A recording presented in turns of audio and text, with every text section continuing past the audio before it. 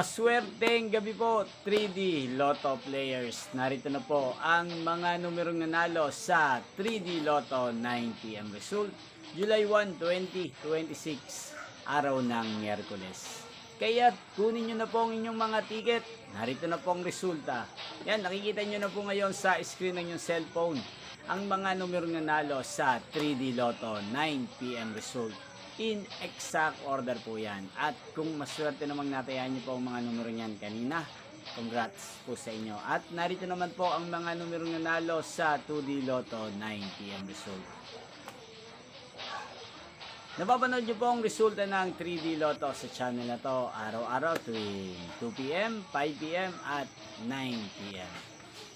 Sa mga gusto pong magpa-shoutout dyan, mag-comment lang po kayo. Yan, inyo pong napanood ang resulta ng 3D Lotto sa channel na to, Roderick Hernandez TV.